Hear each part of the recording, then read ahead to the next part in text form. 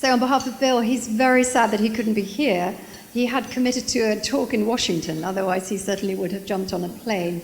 And I feel a real fraud because you should be having somebody whose mother's parents were born near the Black Sea, spoke Russian, who saw Khrushchev being driven by limousine across Central Park in 1959 and majored in Russian studies in university. This is Bill, and you have me. So I'll do my best. I've been at Simon Schuster now for about 18 years, and in about 2003, we published a wonderful biography of Khrushchev by Bill Taubman, which won the Pulitzer Prize, you may remember. And as soon as Bill announced via his agent what the next subject would be, which was Gorbachev, we immediately put that book under contract with a delivery date to be determined, which is not normally our style. And every time I would see Bill's agent from New York, she would say, it's coming along, it's coming along.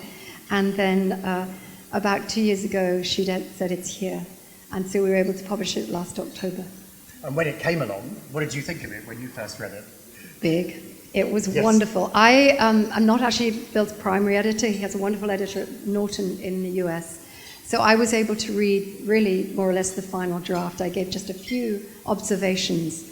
But what I found for myself, the style was so accessible. And one of the things that Bill said when he met Gorbachev, he and his wife Jane, who they've co-written books together, she's also a Russian scholar, they met Gorbachev at least 8 times and spent at least 2 hours a time with him. And Bill found him very natural, very warm, very down-to-earth, humorous. Didn't need an interpreter, didn't want to see any of Bill's questions beforehand. And I think that Bill warmed to him. And you can see that through the book. And one of the things I loved about, on the sort of more personal level around Gorbachev, how much he loved Raisa. And he blamed himself for her death. She died of leukemia. And he said, I should have done more for her, but that really, really shines through. Well, the book opens with a quote from Gorbachev that he said to Bill. I think when he met Bill, maybe after the 3rd or 4th time, he said, how is it going?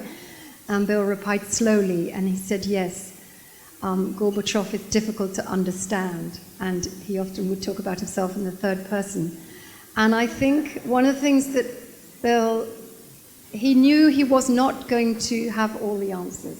He knew the subject, the period of time, the sheer expanse and complexity of Russia, the politics, the makeup of the people there. He would never, ever really get to the root of it. But he wanted to tell what he felt from the people he talked to around Gorbachev, the research that he'd done.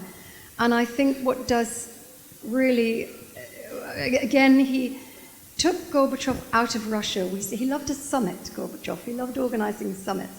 And he had a very strong relationship with Reagan. That comes through clearly. Unlike Nancy and Raisa, they just did not hit it off. They